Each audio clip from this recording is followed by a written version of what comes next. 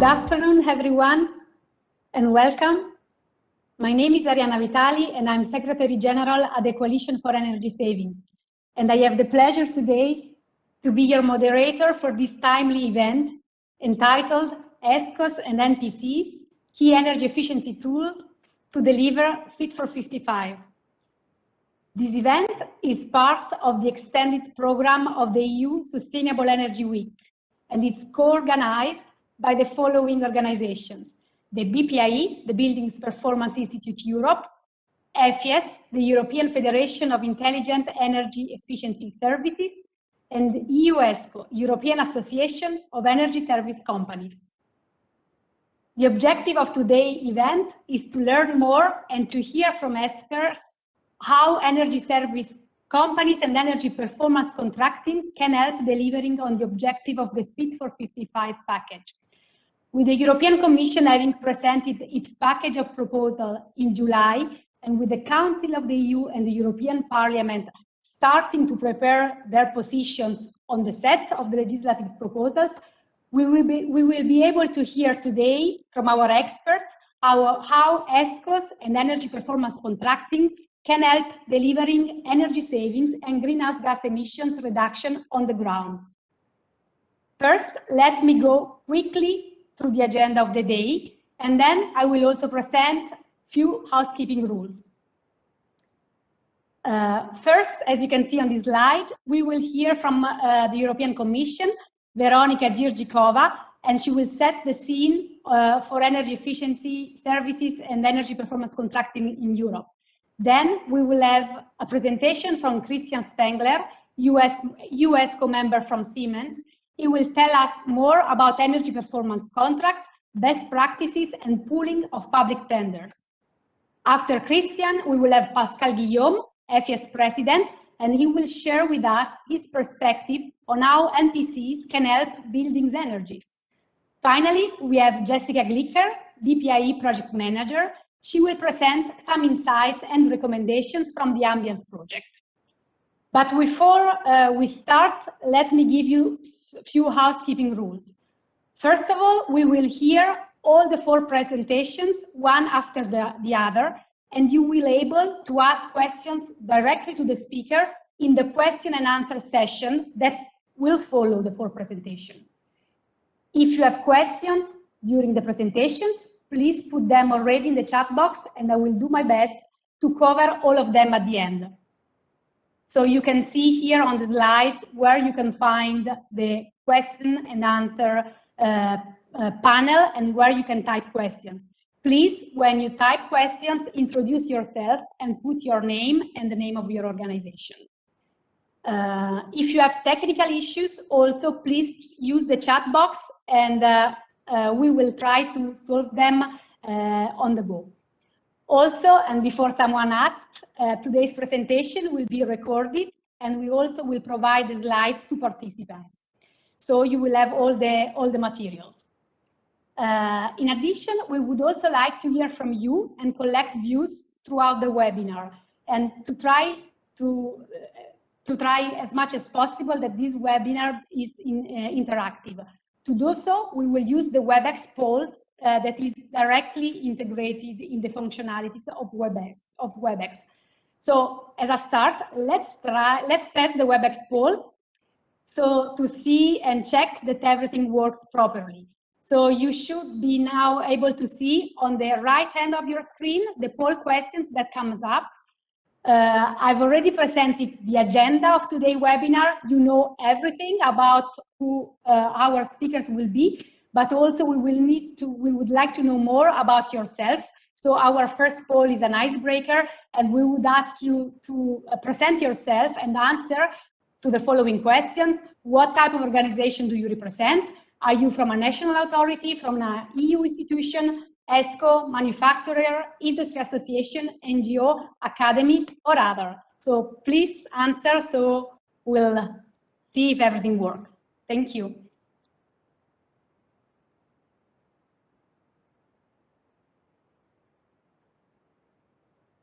So we have still a few seconds to go, and I hope you all managed to submit your reply. Yes, I see it now. So I think we have a big variety of organizations joining today. We have some representative of national authorities, also industry associations and others. So many of the people that were not represented in the category. We have also no answer. Maybe you are participating on your own capacity, or you don't have, or you didn't have time to answer, but that doesn't matter. So that's useful to know. So I think without further ado, we have seen that the WebEx poll works. I'm very glad to kick off the webinar with a presentation from Veronika Jiříčková. Veronika is Energy Efficiency Policy Officer at DG Energy of the European Commission. She's working in the Energy Efficiency Unit.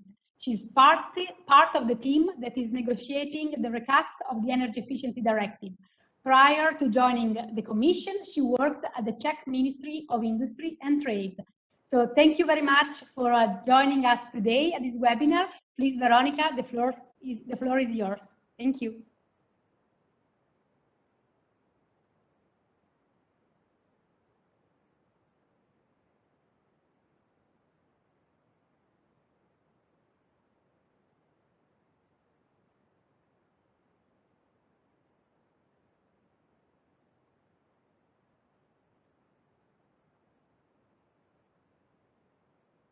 Yes, Veronika, can you try to speak? We can see you, but we can't hear you. She cannot unmute. Roberta, could you please help Veronika to unmute? I think it's now working. So hello, good afternoon, everyone. Can you hear me? Perfectly well. Okay, and also I thank you for giving me the control of the presentation. However, I don't seem to be able to change the slides.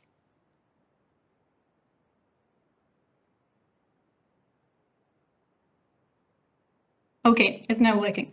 Thank you very much, Arianna, for the introduction. I'm very happy to be here, and thank you for organizing this event, which is, the topic is very important. Now, here's a question to everyone in the audience. When you think about your local school in your neighborhood, what do you think that the expenditure, the highest expenditure is for the school in the budget? You can type your answers in the chat, but you can also just think about it. What do you think that a school spends the most money on? Okay, I see already some answers. Energy. So I saw two answers. People think that it's energy.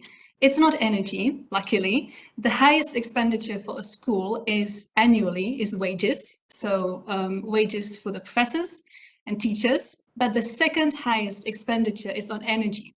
And what's shocking is that 30% of that energy is used inefficiently or unnecessarily. Yet there's something that can be done, and a very effective mechanism that's called energy performance contracts, or NPCs. And put very simply, these are projects that pay for themselves. It sounds magical, but that's really how it works, because these projects are financed directly from the savings that they generate. This concept is, I mean, energy performance contracts and ESCOs markets are well established in the US and in China, but in the EU, it still remains quite a novelty. It was introduced in the EED in 2012, and we've seen the market grow, but it doesn't grow enough. And now this is quite puzzling, because as I said, these are projects that pay for themselves. So it should be logical that the market should grow, but it's not the case. And we decided to do something about that. The Commission decided to do something about that. And the answer is the recast of the EED revision. It was already mentioned that the EED recast is part of the Fit for 55 package that was introduced in July. And it's a recast, so it's not an amendment. What we did was that we took the directive, and by article, we rewrote the whole directive and introduced enhanced measures. And the aim here is to set the energy efficiency target so that we meet our common goal, which is to cut the emissions by 55% by 2030. Now, before I dive into the article on energy services, which deals with energy performance contracts, I would just very briefly like to mention the 5 main elements of the revision. So the most important one is the EU headline target for energy efficiency, which now becomes binding. And this is very important because we've seen in the NECPs that most member states did not introduce sufficiently ambitious measures for energy efficiency. And part of the reason might be that the EU headline target has not been binding. So the main proposal is to make the EU headline target for energy efficiency binding. The national contributions remain indicative. Second element concerns energy efficiency first principle. There is a new dedicated article for this principle. So the principle is given legal basis, and back in September, we even introduced guidelines so that member states really have concrete guidelines on how to implement the principle.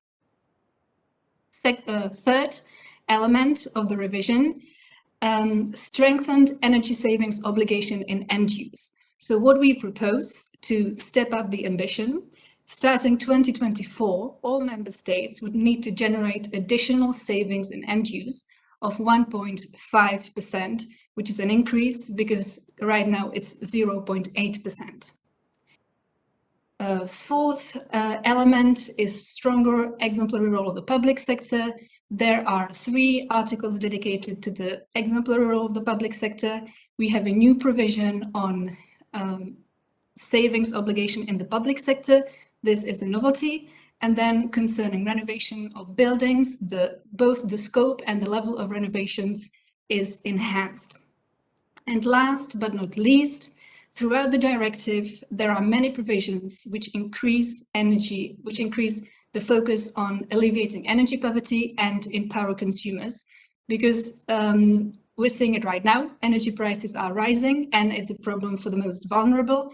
So, for example, as a part of the strengthened energy savings obligation in end use, there is a priority to implement part of the savings among the most vulnerable and people affected by energy poverty. So that, in a nutshell, is the ambition. Most of the provisions, as you've seen, are strengthened.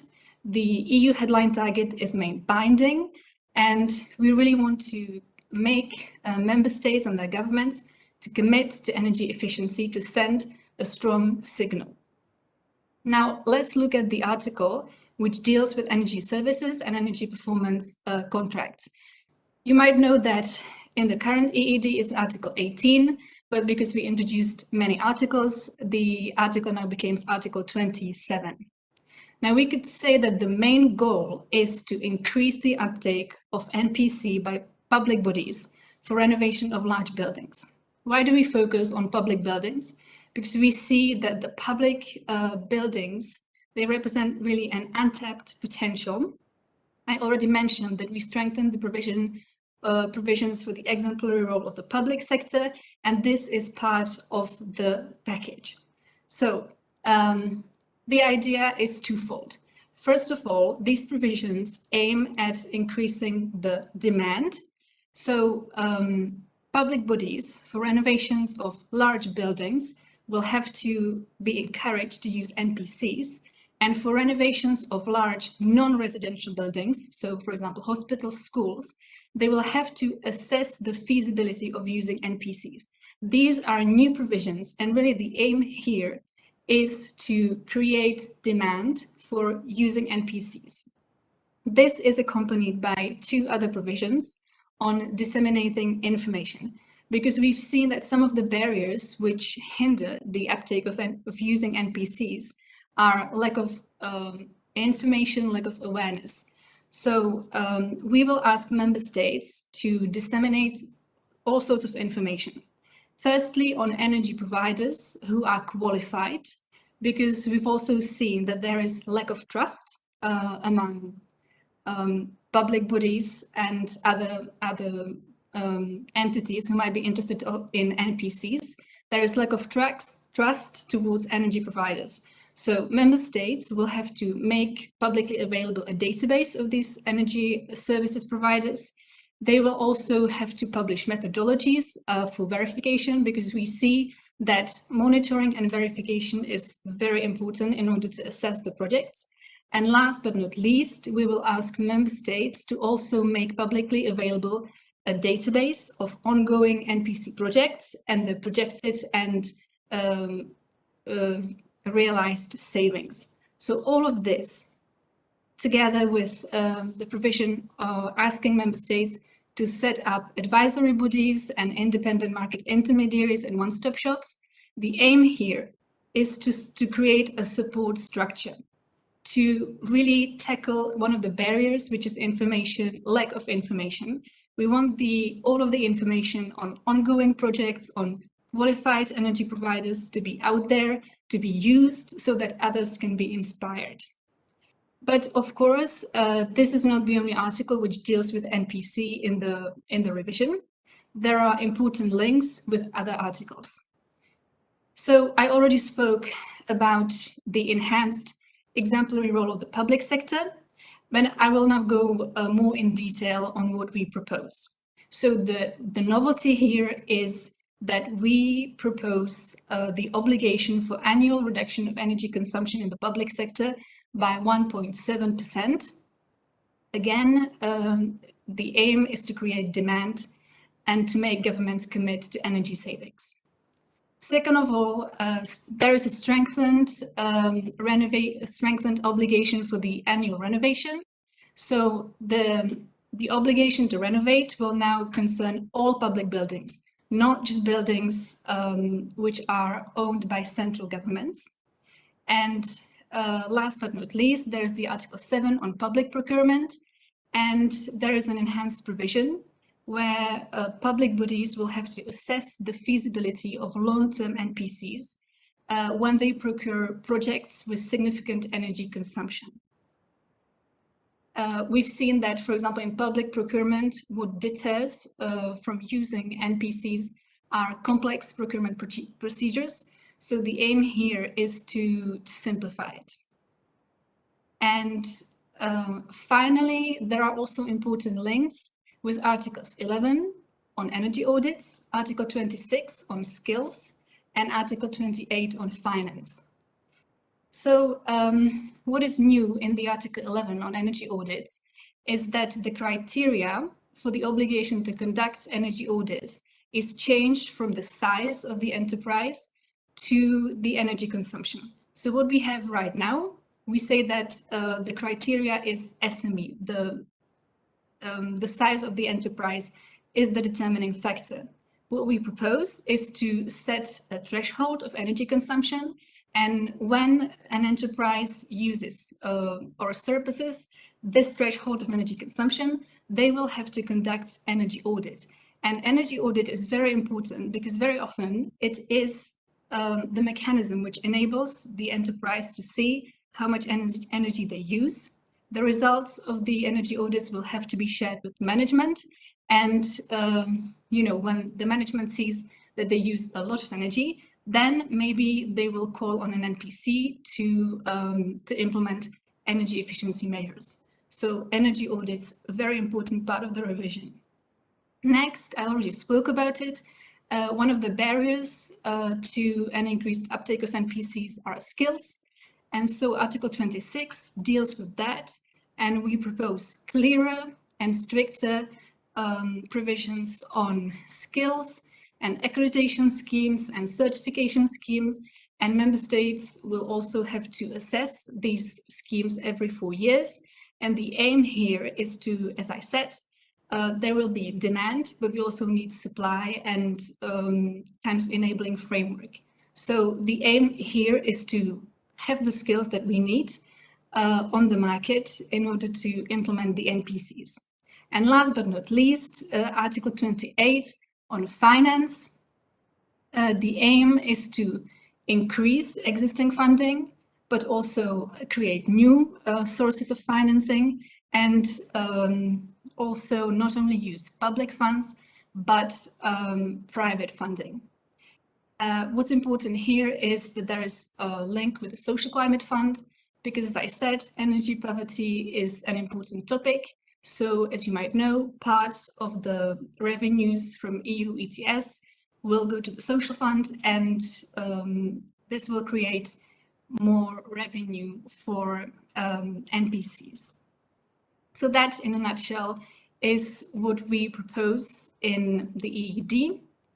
And if you want to go further, you can always go to our website and you can have a look on the Fit for 55 package itself, but also on the proposal, which is accompanied by an impact assessment, so you can see in more detail what are the impacts of the proposed changes. And I'll be happy to take any questions you might have. Thank you. Thank you very much, Veronika, for this very comprehensive presentation. You gave us a very complete picture of the provisions of the EED that are linked with energy performance contracting. And I think everything is much more clear to me, and also I hope to the audience. So let's see as well if the audience has been convinced about ESCOs and EnPCs in the next poll. So then, do you agree that the ESCOs and the EnPCs are key tools to deliver Fit for 55 package? And let us know if you strongly agree, somewhat agree, somewhat disagree, or strongly disagree.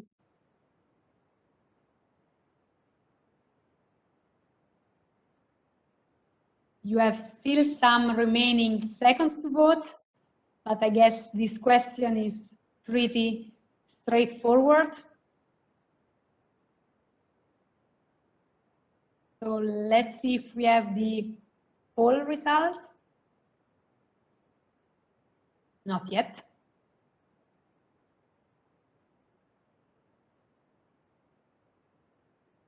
I don't see the poll results.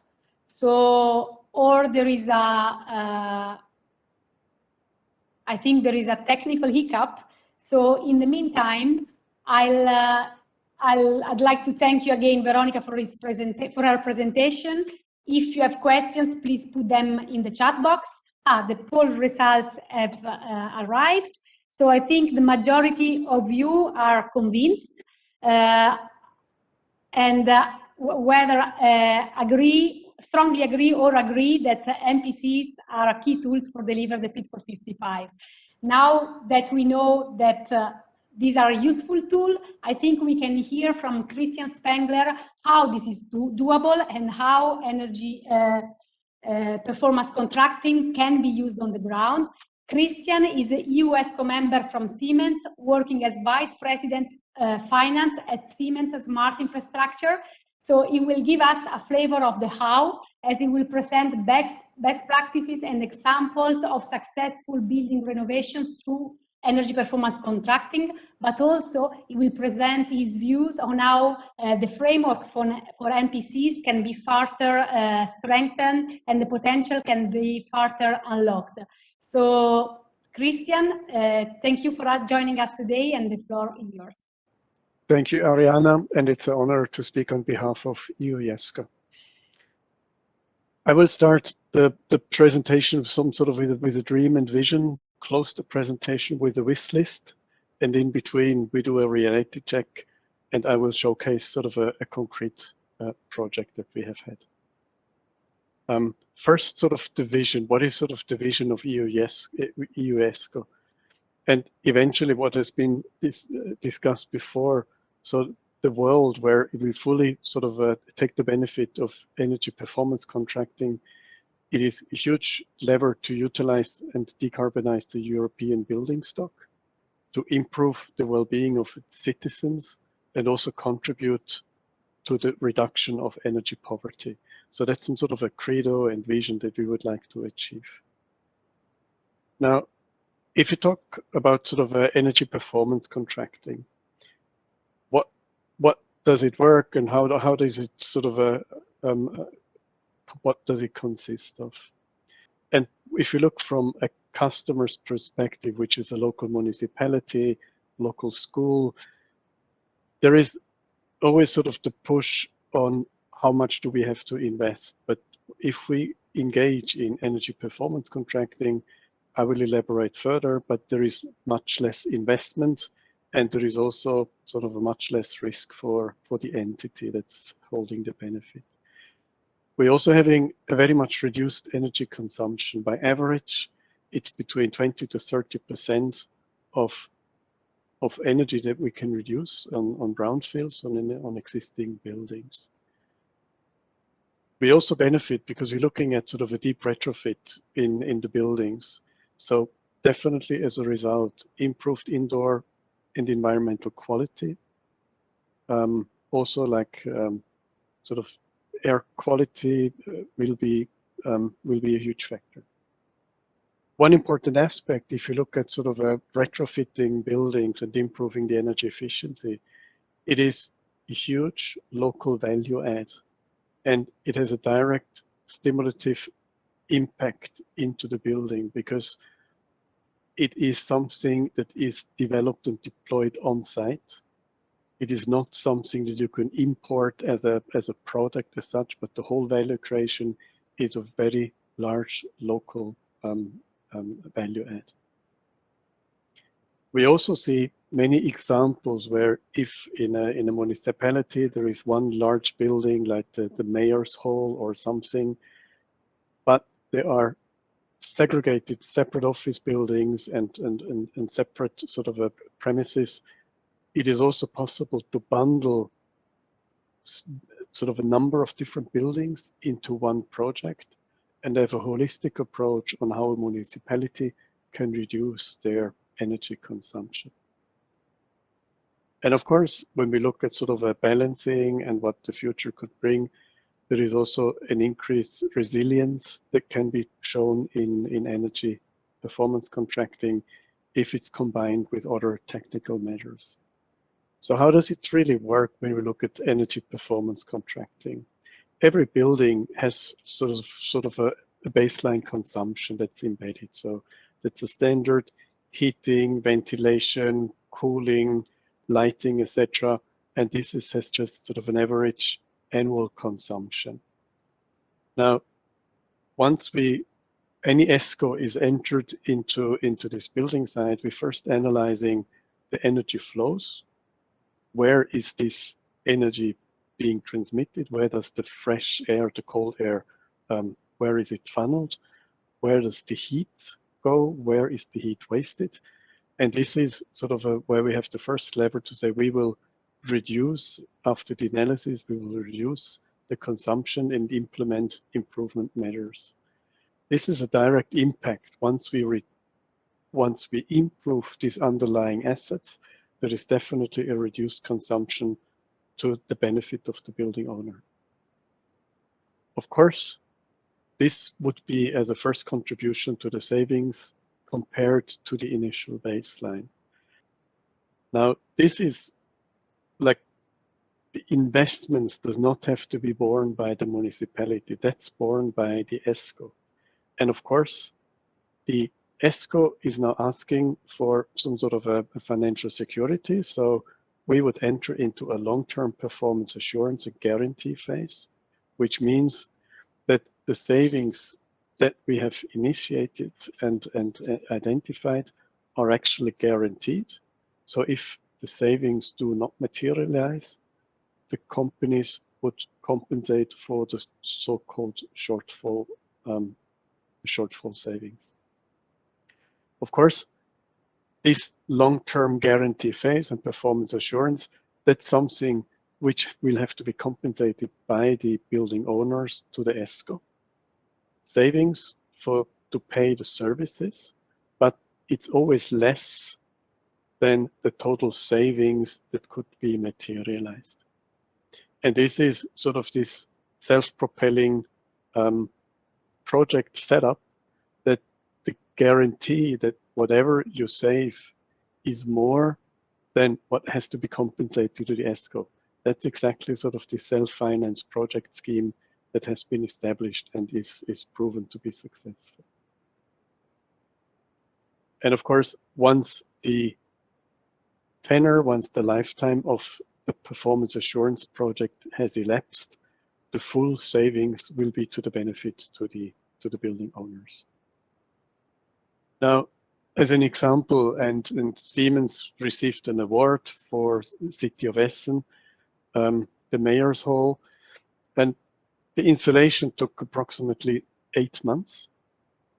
It included sort of, as I said, sort of a main ventilation. Where does the airflow? What is it needed that valves are opened in rooms that are not occupied?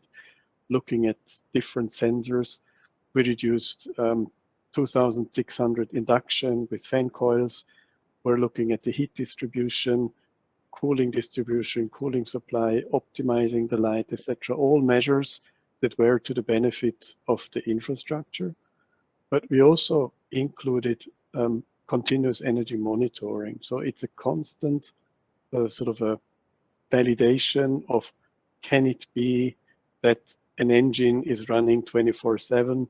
Probably not, but the fault could be that a sensor is defect and is always indicating it's too cold in a room.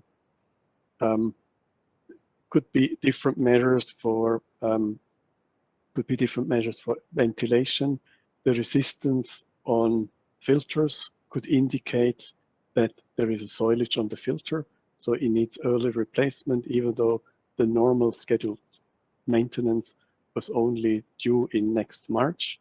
But because we have detected a soilage of the filter, we can reduce it when it's needed. And that's covered in sort of a continuous monitoring, etc. And we've also looked at the maintenance and service concept of this city hall. As a result of the activities that we implemented, the live results were in 2019, more than 1 million operating costs were saved for this very building. And this was more than 120% of the guaranteed savings that we could showcase to the city of Essen. Same picture in 2020, again, another 1 million pure savings based on energy efficiency measures that were implemented. And year to date, up to September, 700,000 could be saved in the first 9 months. So real measurable impact based on measurements that we have implemented for this building. Now, if you look at sort of the natural evolution, what is sort of happening? And I think that's sort of an interesting point. Initially, we were really looking at energy efficiency and building optimization, just looking at the infrastructure, retrofit of the infrastructure, and just replacing it. Now, there is a definite shift to say, well, it's not only sort of looking at energy optimization, but what about sort of energy, sort of distributed energy? How can we include photovoltaic? Can we do something with biogas? Many municipalities have some sort of a wood chips, so they can do something, they can heat something, they can just utilize this biomass. It is also moving on the supply side within the municipality, so for on-site energy supply. And we also see sort of a tendency for advanced sustainability advisory services, really expanding the scope from building optimization. And this, of course, if you now look into the future, can be complemented by sort of much more portfolio elements that are of interest.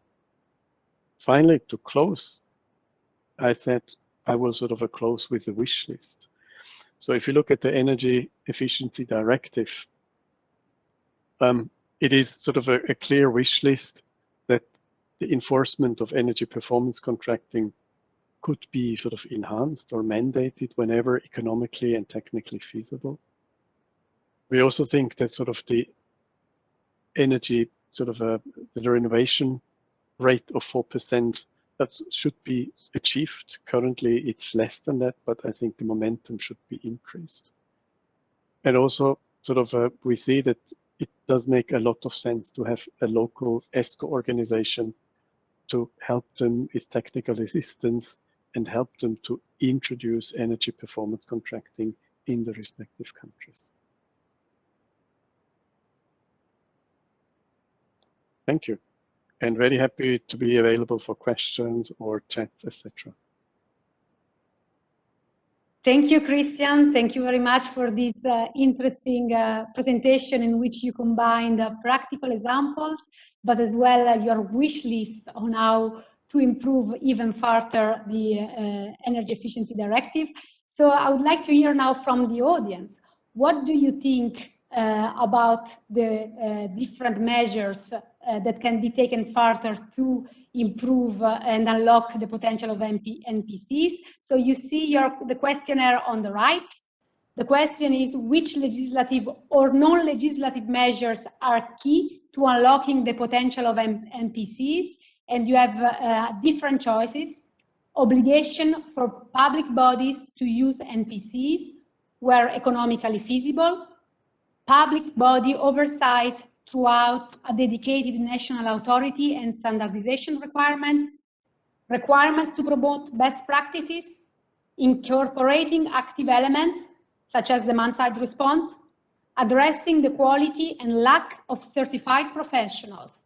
Also, you can also specify other answers in the chat box if you tick other.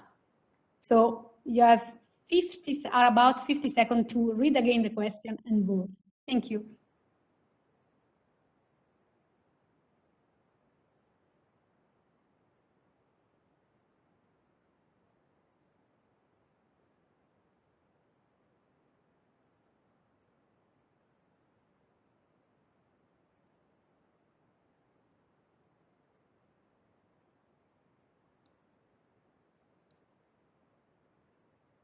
So you still have some time to select your favorite answer. The results are there. So there is quite a lot of people, actually the vast majority of people that have no answer, that they haven't given an answer. So I think maybe some of the proposals or some of the ideas might need further clarification, and I hope in any case that you will get a clear view after the event. Among the different possible replies, the one that came first is the need to have a public body oversight to a dedicated national authority and standardization requirements, pointing to the need to have clear, determined authorities or body that can do, that can lead on the implementation of energy performance certificates. Also, quite interesting, we have 8% of our respondents that thinks that is still very useful to promote best practices. So I think useful views from our public today. So thanks for participating, and now I'll give the floor to our third speaker, who's Pascal Guillaume, EFIEES President. So Pascal is the President of the European Federation of Intelligent Energy Efficiency Services. He's the Director in charge of professional organizations at Dalkia, France. He's also Vice President of the French Federation of Energy Environment Services. He will give us his perspective on the topic, including on barriers that affect the development of NPCs and solutions on how to overcome them. Thank you very much for joining us, and Pascal, the floor is yours. Thank you, Arianna. Can you hear me? We can hear you very well. We can't see you though. You should be seeing me. Yes, that's perfect. Everything works. So please go ahead. Thank you. So good afternoon, everybody. I'm delighted to be with you today and have the opportunity to present our perspective on how energy services and energy performance are and will be major contributors to delivering the energy and climate transition, and more specifically, the ambition of the Fit for 55 package. First, I'd like to briefly introduce EFIEES, who we are, we are a trade association. Our members are energy services companies, ESCOs, and altogether it's more than 100,000 professionals across 12 member states who day in, day out work at delivering carbon and efficiency improvement for their clients. So how do we deliver those improvements? I think it was quite well presented by Christian, but I'll come back on the process because it's a two-step process. The first one is really to design and implement an energy performance solution, can be an energy performance contract, designed and tailored to our client's need and to the specificity of the buildings. But most importantly, we manage the building, we manage the asset, including the demand. And because we manage the building and because we manage the asset, we're happy to guarantee the results. And we back this guarantee with a financial commitment. So as our English friends say, we put our money where our mouth is. And this is really the essence of the commitment we take. Focusing on the topic of today's session, I'd like to start with the two key facts that you can find in the latest IPCC report that was issued a few weeks ago. They're common knowledge, but I think it's worthwhile coming back to that. What they say is basically, we will stabilize the situation if and only if our emissions do not exceed the carbon sink, which calls for a highly performing business stock, but that respect the expected performance. So these buildings need to be properly managed. Second statement, the position where we stabilize the situation will be highly dependent on the path we choose to reach this carbon neutrality. In other words, save carbon and energy as soon as you can and as much as you can. And obviously, this also involves moments where, when you look at the life of the building, the stage for deep renovation has not been yet reached. Still, the do-nothing option is not an acceptable option. So we need to take steps to improve the energy efficiency, to improve the carbon footprint of the buildings at various times with various expectations, various sectors. And for doing that, we need flexible solutions that are capable of addressing these very diverse situations. To illustrate, this is a survey that was conducted by our French member FEDEN that covered 150 energy performance contracts.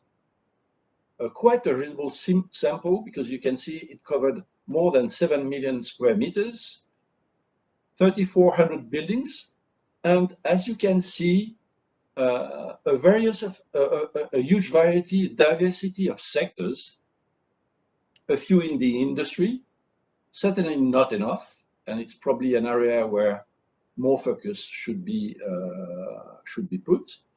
But you can see healthcare, leisure, offices, teaching, coming back to what was said before about the weight of the energy cost for schools, residential, and the average savings achieved is in the region of 25 to 30%, with a number of projects that exceed 40% in terms of energy savings. So you can see here that those energy performance contracts, they're about managing diverse situations, still delivering significant improvement in terms of energy savings. And to make it more concrete, this is an example, just one building, residential, where through an energy performance contract, energy consumption has been cut by half, and consequently, emissions have also been cut by half. So this proves that these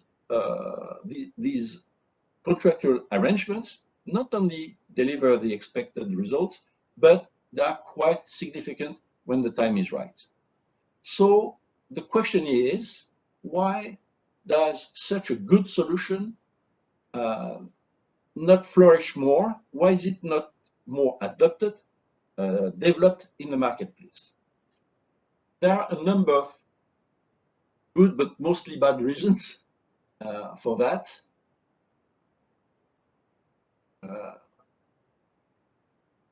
Sorry, I've been a bit fast. Here we are. The barriers for the adoption of these contracts, there is one common, which is energy prices.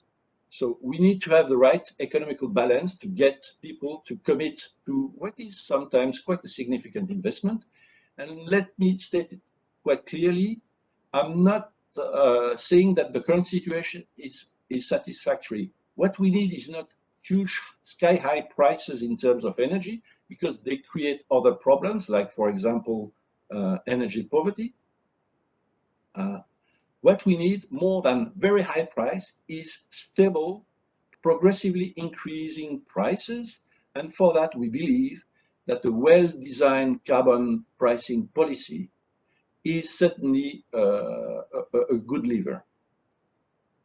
I will not dwell on the awareness because it's a matter of communication, but much more focus on the two main stumbling blocks. One is gaining the trust of the people who could opt for an energy performance contract and getting the right regulatory support. When it comes to trust, I'd say the ball is in our court. We are energy service providers. We are the one promoting this kind of arrangement and contracting them. So it is our responsibility to gain trust. And beyond the fact that the basis of the trust is always to deliver on your promises, and we do that, as Christian showed quite brilliantly in the example he was putting forward, we also have delivered some kind of toolkit working in two European projects. The first one was a project called Transparence, where we built a code of conduct to be respected by the energy service providers. It's about transparency, it's about respecting a number of best practices and values. And this code of conduct has already been adopted by more than 200 players across Europe. And building on this code, we have also, through the project Qualité, worked at identifying the 9 quality criteria that we believe are fundamental to be able to attract investment and ensure that the trust of the potential customers is there. So we have the toolkit. Now we need to make it work. Coming to the regulatory support, I'm happy to say that already in the 2018 package, we had quite a number of good measures to support the energy performance contract and the energy services. But I'd like to really focus on 3 that were already mentioned by Veronika, which I think are very illustrative of what energy performance contracts bring to the table. The first one is that, as we said before, we need to go further in terms of performance of the building stock. So it starts with an extended renovation rate. But what I find very interesting is that beyond this renovation rate, and we are here in the field of exemplarity of the public buildings, there is a mandatory reduction of energy consumption. So it's not only about design, it's also about real measurable savings. And the common link between both is energy performance contract. So we have this clause that says, whenever you embark for a renovation of a significant building, you should preferably do it through an energy performance contract. So an efficient regulation is a regulation that brings coherence, and I think this is a very good example of coherence between renovation, real savings, and doing it through energy performance contract. How can we go further? Pascal, thank you. And if you could wrap up in 1 minute, it would be great. I'm finishing. Thank you. I'm finishing. Perfect. Last Thank but you. not least, in this survey, we also checked that half of those contracts have a carbon commitment. So as you can see, the average 25 to 30% in terms of energy savings becomes 30 to 40% when it comes to greenhouse gases reduction, because beyond just energy savings, increasingly these type of contracts include decarbonization of the energy sources. So we are moving progressively from energy performance contract to energy and carbon performance contract. So in our view, not only should those contractual arrangements be supported through the Energy Efficiency Directive, but they also should be one of the articles present in the Renewable Energy Directive. So this concludes my presentation, which is summarized on this slide. And I'm happy to take questions, but as Arianna explained, at the back end of our presentations. Great, thank you, Pascal. And I think we can come back as well to your last slide during our panel discussion. So the question now for the audience is the following. To what extent do you think that the NPC check in Article 7 and 27 should be extended? And you have several possibilities to answer. It should be extended to smaller public buildings with a floor area below 1,000 square meters. It should be extended to some private buildings, non-residential, tertiary. It should be included in other EU directives, like the Renewables Energy Directive or the Energy Performance of Buildings Directive. It should be reinforced by requesting a justification when an NPC is not concluded, or it should not be extended. You can also select other, and as always, give your preferred answer in the chat. So please vote.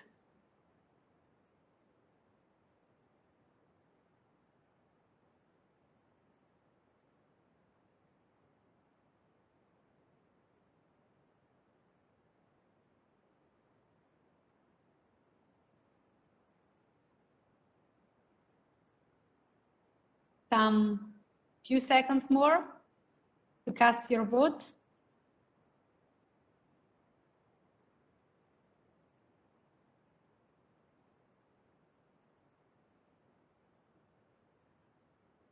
Okay, we are seeing the results now. So a great majority of the public still do not have an answer to the question. I think this also means that people are still looking at the ED recast proposal and making up their mind. Among the respondents, the options that had the most is it should be extended to some private buildings, so no residential and tertiary. So this gives really a view that beyond public buildings from public bodies, also private buildings have a large potential and an untapped potential to be checked. Also, we have another answer should be included in other directives, like, for example, the renewables and EPPD, and as well that should be extended to smaller public buildings. I think very useful as well as a feedback. And now I will turn to our last speaker for today's webinar, Jessica Glicker from BPIE. Jessica is project manager at BPIE, the Buildings Performance Institute Europe. Prior to joining BPIE, Jess worked at the International Energy Agency as an analyst on the energy efficiency team. Today, she will present us and tell us more about active managed buildings and the recommendations and findings of the Ambience project. So thank you very much. And Jessie, the floor is yours. Terrific. Can you guys hear me okay? I can hear you very well, and I can see you. Perfect. Perfect. Okay, great. Well, thank you very much, Arianna, and thank you to our previous speakers. We've certainly heard some very interesting findings today, and you've laid the ground very nicely in terms of relevant policy and really what energy performing contracting consists of. So I will jump right in. Okay, perfect. Got control. So I'll be presenting from the Ambience project, and I'll go a bit more into detail what the Ambience project is shortly. It's essentially energy performance contracting with active control, adding the demand side response to energy performance contracting. So quickly, just to outline what we'll be discussing today, I'll give a short introduction to who BPIE is, then the active building EPC concept. I know today we've referred to energy performance contracting both as ENPCs and EPCs. I'll be using EPC because already with the active part, we've got quite a long acronym. Then go into the specifics of the Ambience project and some of the findings that we've found, especially in terms of regulation, and talk about the regulatory enablers and barriers that we're seeing toward implementing active energy performance contracting.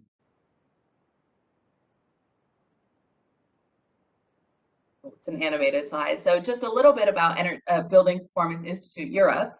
We're a European nonprofit think tank, and we've got our primary offices are in Brussels and Berlin.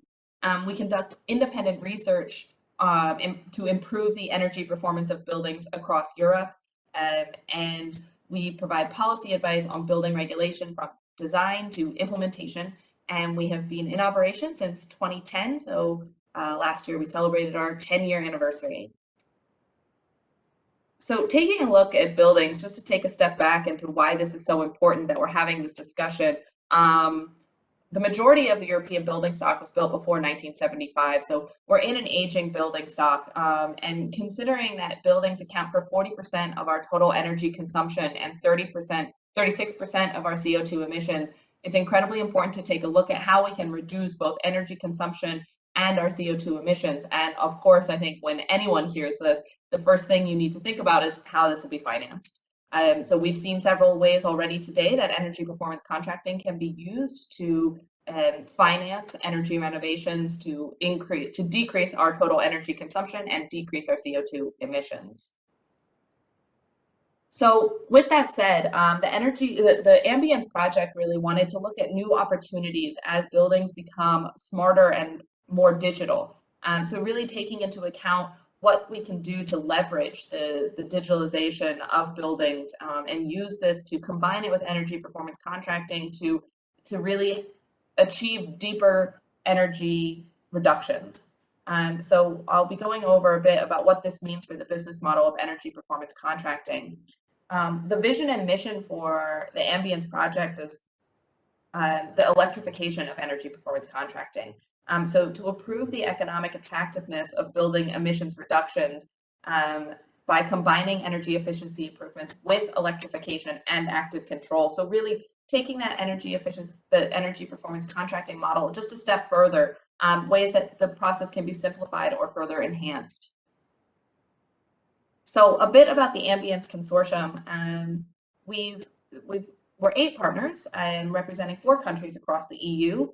You'll see in a moment our work covers both an extensive look into the 4 countries that we're representing, which is Belgium, Italy, Spain, and Portugal, but we also conducted research across the entire EU and looking at all of the member states.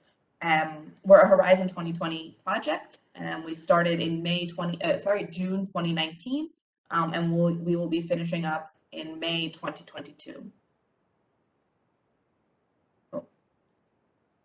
So to dive a little bit deeper into the active EPC concept, the goals of the project were to extend energy performance contracting to include demand side response, as I've discussed, and really make the EPCs applicable to a broader range of buildings, and also to engage with all relevant actors and stakeholders. So that's something I think we've seen today. There's a lot of people involved. There's a lot of active stakeholders that need to be consulted. So on that note, looking at really who the beneficiaries are and who's involved. Now, of course, the environment and society, really, this is the overall goal. of who benefits and who's involved. We've got the consumers and the end users, the building owners, people who will hopefully be seeing the savings and experiencing the reductions. We've got the energy system stakeholders, as well as the ESCOs, and we've talked extensively today about ESCOs and their role in energy performance contracting. So this is quite a wordy slide. I won't read this word for word, but essentially we've included here the definition of active buildings, an active building EPC. So it's tapping into the passive and active energy and cost saving measures to enhance the basic energy performance contracting concept, including electrification and active control measures. So this is when we talk about active energy performance contracting, this is the definition that we're using. So it's important to keep in mind the demand side response and electrification aspects of energy performance contracting. So we've seen already today, thanks to my previous speakers, the overview of what energy performance contracting is. So here on the left, we've got in purple blue, we've got traditional EPC, what it looks like, the flow of the loans, the money, who's in charge of what. Then in the middle here, we have the active components. So when you take in the active components in yellow, seeing the expansion of the active energy performance model, and you can see sort of right in the middle there, it's small with the demand response, that little yellow bit. And so, as I've mentioned before, when I discussed our mission and vision for the project, it's really extending energy performance guarantees to include demand-side response, demand-side services, to tailor EPCs to a broader scope of buildings, and to be able to extend EPCs to a group or cluster of buildings in terms of a local energy community. And that's really made possible through the electrification and the digitalization of buildings. So we've got two pilot projects. We're in the pilot project phase, so we've just started implementing these. We're really at the point with thinking back to the stakeholders, really at the point where we're engaging building owners, we're engaging all of the relevant contractors and parties to run energy audits and see how we're going to implement the active energy performance concept, active energy performance contracting concept in these two buildings. So we have an office building in Porto, Portugal, and we have a residential building in Belgium. So two different types of buildings in two different climates. So it'll be very interesting to see how the results are received for both of these buildings. Of course, both have very different stakeholders, very different types of building owners. And so already the process of engaging the building owners and the building manager in the case of the Porto building has been very different. Of course, it's a lot easier engaging with one residential person over an office building with many different tenants. So we will have results hopefully soon in the early months of 2022. So you can check all of that on our website, which will be at the end. So the enablers and barriers for active energy performance contracting and the regulatory aspects. So this part is quite essential when you're looking at implementing, and what we've talked a lot about today is really regulation and what needs to change or how we can enhance things to really create a stronger environment for implementing energy performance contracting. So in order to do that, we conducted an analysis of the current status. So this was done in late 2019, early 2020, to just really understand the directives and policies throughout the EU, throughout the member states, to see how easy or how difficult it would be to implement active energy performance contracting. So that said, we started with first a look at the EPC and ESCO status in different member states. So here we've got the assessment we did was based on 6 key factors. So we looked at ESCO market longevity, the relative size of the ESCO market growth curve, energy performance contracting market value, and the implementation of energy performance contracting in various building sectors. So as you can see on the left here, we've got the analysis of just the 4 consortium countries, and then on the right we have the wider analysis from the EU. So just to recap quickly and to provide a bit more context here, amongst the consortium partners, Italy was the most advanced country in our analysis. The ESCO market in Italy is still considered to be among the biggest and most developed ones in Europe. And that's mainly due to a strong legislative background and standards established in Italy for energy efficiency in buildings. Italy was followed by Belgium, where the energy service market is considered stable and moderately sized, and then by Spain, where the energy service market has been long awaited to boom, based on a complex set of governmental support measures. So all of these findings can be found. We've published a rather substantial report, I think it's about 100+ pages, and it's on the Ambience website, and really going into detail, detailing what the analysis and the findings were. Taking a further look at the rest of Europe, the most advanced countries were Austria, the Czech Republic, Denmark, Germany, and the United Kingdom, which were categorized by a more mature market and fostered by a well-developed legal framework addressing energy performance contracting and a wide variety of EPC offers. So then, of course, we went into a deeper look at the status of demand response services offered by buildings at the member state level, because this, of course, now is taking into account the active part of energy performance contracting. So the first part was looking at where we are with traditional energy performance contracting, and this was to see how difficult it would be to implement the active component. So the assessment here was looking at 4 main factors: demand response access to the market, the service provider's access to the market, product requirements, and measurement and verification procedures. So Belgium was the most advanced country in the consortium from this analysis. Over the past couple of years, the Belgian transmission grid operator created a new framework to enable participation of new energy sources, such as demand flexibility, with new types of market players, such as aggregators. While the implementation of the framework is still ongoing, the end goal is to open up the different products and services to all technologies, for instance, demand side management and storage, independent of the type of connection, so the TSO or the DSO, and the type of provider. So really, Belgium was taking a very strong look at where demand side flexibility fits in and addressing the issue head on in its regulation, which is essential for really implementation of an active energy performance contract.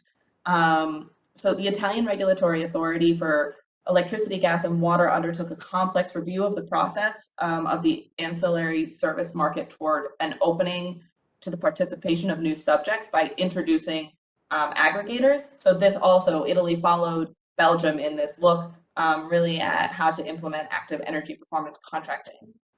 So my final slide here, and I see Arianna's appeared, is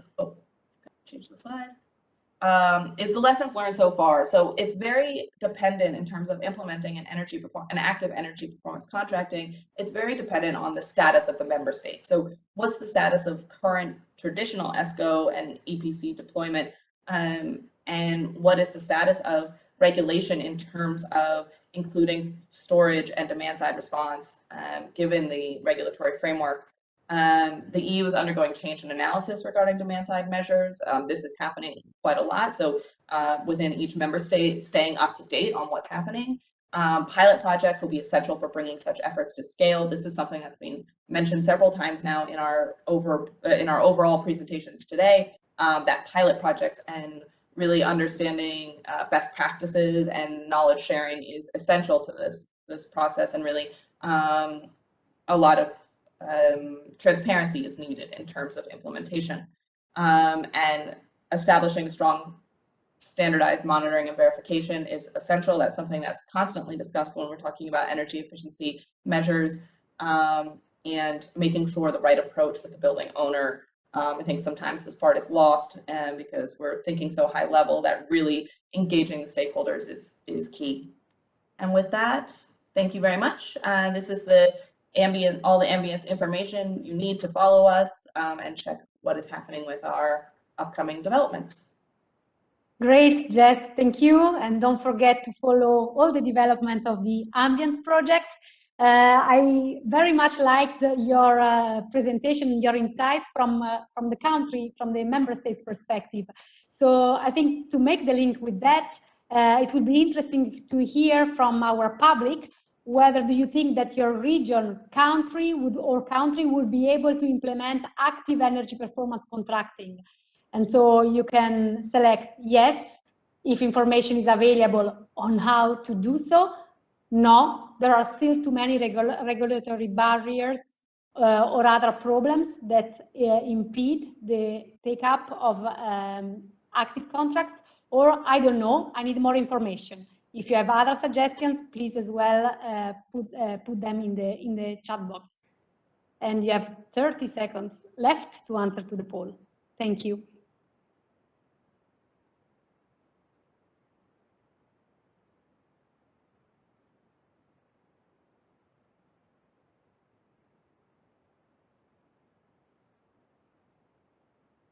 Time's almost elapsed, waiting for poll results.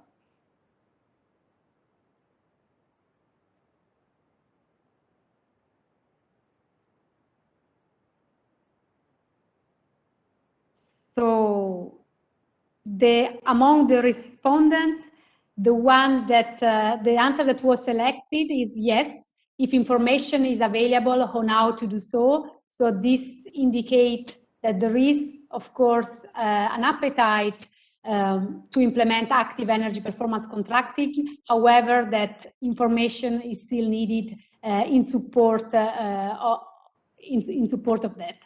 So thank you very much for your answer. We come now to an end to the first part of the session, and I'll ask all the panelists to turn out their camera so that we can have a brief session of questions and answers. So as already mentioned before, you can type directly your questions to the panelists in the question and answer box, and please, to do so, introduce yourself and also the organizations that you are representing. In the meantime, when you are still thinking to questions, I'll have one question from myself to the speakers. So we have been hearing throughout the different presentations that there are a lot of opportunities to improve the NPCs frameworks. We have already heard from some of you their wish list on how they would like this to happen. We have heard a lot of proposals. So my question is, from your perspective, what is, from your point of view, the single most important one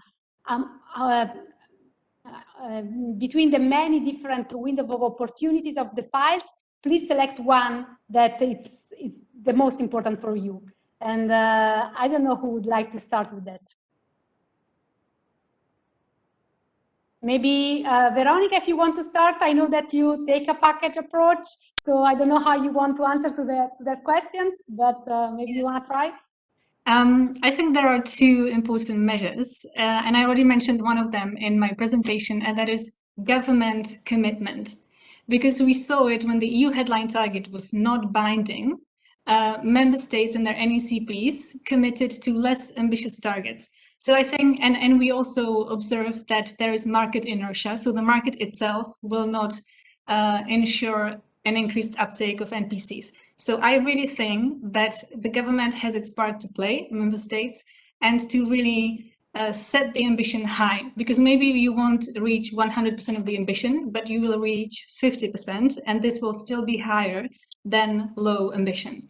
That will be the first part. And the second is information awareness. It's very important because when we ask in the public consultations, the stakeholders, what are the main barriers? It was finance and information. And so I think this is really the potential, because we have an amazing mechanism, which is creative, which is innovative, but we're not using it. So, you know, we don't have to invent the wheel. It's already here, but we need to spread the information about it. So that would be the two most important, I think. Thank you for that. Someone else would like to come in on that? Personally, yeah, I also think sort of the enforcement have it mandatory to look at energy performance contracting if it's sort of financially and technically viable. And this will sort of, it's a push and pull function, because suddenly people will have to reach out and get information and familiarize with the topic, because as said before, sort of fantastic financing mechanisms have been spearheaded and then has been tested, but it's just not widespreadly known. But sort of create the push and the pull function with giving mandates. Pascal or Jesse? Yeah, I'd like to come back to one of the measures, which is the what we call the ENPC check, which is the check when you renovate a building to verify if you couldn't do it through an energy performance contract. As Veronika said, to some extent, if we want to get things moving, I think this clause should be hardened.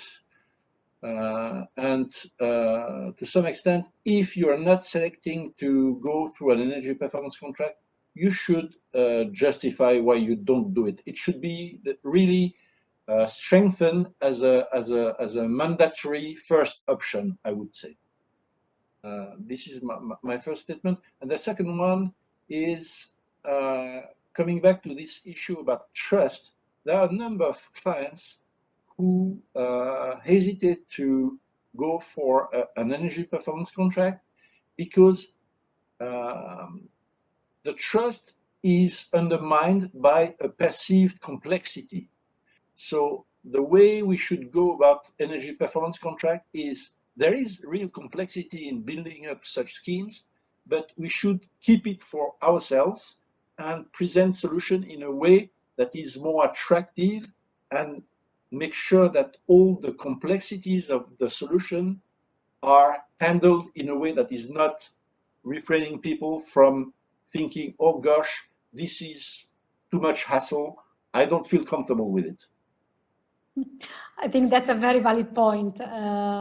Even if it's complicated, let's not scare the clients or the public. Jesse, do you want to add something as well? Yes, definitely. Thanks.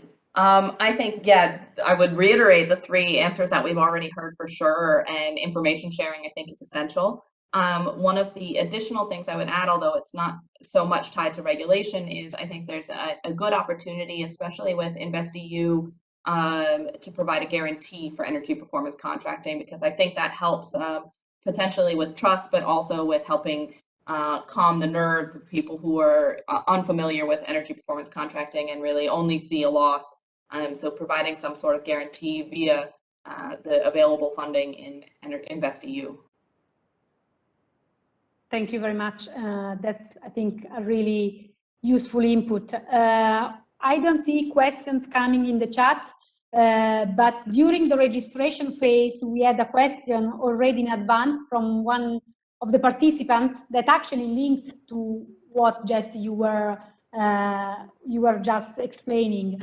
So the person was actually from the Swiss Federal Office of Energy, asked whether there were examples of financial subsidy programs for energy saving contracts regarding electricity.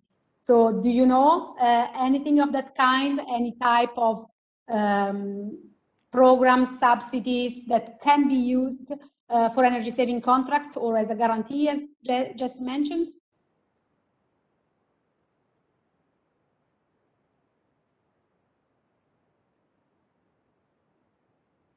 Do you want to add, Jesse, I think, or? I'm trying to think of some off the top of my head. I believe some exist, but I can't think of any specifics. It's a quite specific question. So if you don't have an immediate example so far, maybe we can get back to the person directly with further information. And then I would actually go back to a more general question. As we have a variety of speakers from private and the public sector. So who is currently leading the implementation of energy savings measures through energy performance contracting and ESCO? Is government and the public sector through regulation, or is rather the private sector and corporates? How do you see that? Maybe the different panelists see it in a different way. Someone would like to start with that? Happy to start with my sort of a personal observation. I think sort of if you look at large corporate customers, they have come out with sort of a very firm statements for CO2 neutrality by 2030, 2035, and they're really sort of steaming ahead. But they're also looking at sort of a more holistic, so really looking at also greenhouse gas emissions, carbon neutrality, looking at sort of cooling liquids, which obviously have a negative effect on the climate. Various topics, looking at sustainability topics, but currently my personal observation would be that especially large enterprises are spearheading this whole transition. So 1-0 for enterprises. Someone else would like to add on that? Similar or different view? I'm not sure I could put one before the others. As Christian said, there are a number of corporate actors who have a policy, a sustainable development strategy that pushes them to act. However, I would differentiate between local authorities and central governments. And I think local authorities where it's a short decision circuit, they are really moving fast on that. I think for central administration, it's a bit more complex, which explains why they are probably slower in taking up those kind of measures. Thank you, Pascal. And Veronika or Jesse, would you like to come in? Yeah, I would second what Pascal just said, because as I said in my presentation, we are strengthening the provisions so that the public sector, the public bodies will have to use NPCs more, which means that they are not using them enough. So my hope is that the proposal passes on the Article 27, at least as it is, because I think it would help the public sector use NPCs more, and then it would inspire also the private sector. But I mean, I don't have any numbers on that, on the current situation, but I don't think the public sector is doing enough. And one thing I would add is I think, given all of that, we could look at some best practices from other places as well. So in the United States, for example, they have a very active energy performance contracting sector amongst the public sector. So looking at what kind of resources are available and how those programs are being run in terms of information sharing, to go from the federal level, or in our case, the European level, down to the member states, so down to the states, and how that information is shared and how the uptake happens. Thank you. And in the meantime, we have received one question from the audience, from Ms. Mulder from Veolia in the Netherlands.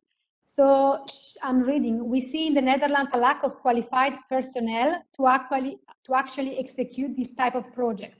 How does the EU and other panelists think we can solve this? So I will start with Veronika, and then the others can complement. Thank you. So as I said in my presentation, we enhanced the provisions in Article 26 on skills, and very rightly, as it was suggested in the question, we observe that there is lack of skill and also of schemes, accreditation and certification schemes. So that's why we propose in the Article 26 to strengthen these and to also ensure verification. So the proposal is that starting 2024 and every 4 years, member states would have to assess. So there is a lot of ambition when it comes to renovation. We have the renovation wave. We have the strengthened provisions on renovations, not only in the public sector but elsewhere. And so we are well aware that we need to put in place a supporting structure, and this concerns skills as well. So I hope this answers the question, but at least on the regulatory level, we are trying to deal with that by setting this obligation on member states to improve the existing skills, qualifications, certifications. Thanks, Veronika. If I may add to that, yes. I can share the French experience. We have a huge shortage of resources, qualified resources at technician level. And one of the fundamental problem we have is attractiveness of this kind of training, education. And we are working with schools and with the Ministry of Education to try to improve the attractiveness of this kind of activities. Because for most people, energy transition is something that you learn by having dedicated education for energy transition, but it's quite often something technical. You need electricians, you need mechanics, and these kind of resources are in a huge, there is a huge shortage for this kind of technical skills, and we need to make those activities more attractive for the young people who are looking for a career, because these kind of business lines offer huge development in terms of career. It's just not shared enough. So there is a major communication challenge ahead of us. Thanks, Pascal. Christian or Jesse, would you like to add something? Sure, yeah, I would also say the use of one-stop shops would be a very valuable tool in terms of implementing energy performance contracting. It's a great way to train people, to supply trained professionals to really be able to implement and point people in the right direction. So I think that's one way to tackle qualified personnel and implementation. I think it's just also a great opportunity for the European workforce as such, to say there is a pocket of people, highly qualified people in high demand with, and it's a marathon run. So this energy transition will last for, it's not for us, it's for the next generation. So it's sort of a pool of highly interested, interesting jobs. Yeah, sort of a, something I think that can also be communicated, that this kind of business is going to grow. Thanks, Christian. Yes, it's a marathon run between now and 2050, but we also need to do a lot before 2030 and start very soon. So I hope that the Fit for 55 package and the revisions will be adopted soon and with a correct level of ambition in order to ensure that in the long run we achieve climate neutrality in the EU. So I think we are coming to an end. I will ask all the audience to give a round of virtual applause to our panelists. And before closing, I will also say that I think today we have learned a lot from this interesting presentation. I think my key takeaway is that in many cases we talk about energy efficiency measures by focusing on the barriers, by focusing on the hurdles and on the need and on the challenges ahead. But I think, and I hope that today with this webinar, we have also provided a good overview of solutions and practical examples on how ESCOs and energy performance contracting can really help consumers, especially public authorities, but also businesses, to reduce their energy consumption and greenhouse gas emissions. I think with the negotiation of the Fit for 55 package ahead of us, it's really important to stress that energy efficiency cannot be treated as an afterthought or a nice to have, but really as the crucial enabler for the decarbonization of the EU energy system, and especially if we want that this energy transformation is inclusive and directly benefits citizens, including the most vulnerable. Also, with the rising energy prices across Europe, I think it's clear that a reduction of energy use is the structural answer to high and volatile energy efficiency prices. Only another point I would like to make, that there has been a recently published study from Fraunhofer and Scheuer Consultancy that really points at the cost-effective energy savings potential for 2030 in the EU. This study shows that there are there are the possibility of doing energy efficiency improvement that are economically viable and that can really bring direct benefits to the citizens. So I sincerely hope that the EED will create the right enabling conditions and regulatory framework to ensure that those energy savings will be delivered. Most of the changes that are included in the very good Commission's proposal were already presented by Veronika. I think as Coalition for Energy Savings, we are really looking at having a high level of ambition overall. So we are really pleased that the target, the EU target has been made binding, but we hope that this level of ambition can go even farther to at least 40%. And we would like to see national binding contributions to really ensure that member states could do their part of their job in implementing energy efficiency measures.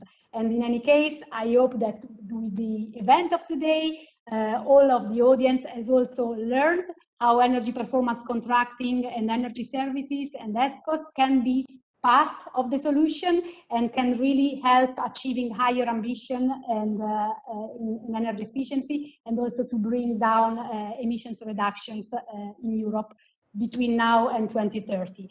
So with that, I think I'll close the event. I'll thank you very much for your attention. I hope you enjoyed the webinar as I did. And then the organizer will get back to you with the recording of this event and of course with all the presentations. Thank you very much again for staying with us, and thank you very much to the excellent speakers of today. Have a nice afternoon, everyone. Thank you, Arianna. Arianna, on behalf of the panelists, thank you for your brilliant moderation of this session. Yes. Thank you so much. Thank you. Thank you very Thank much. you. Have a nice day. Thank you. It's Bye-bye. been a real pleasure.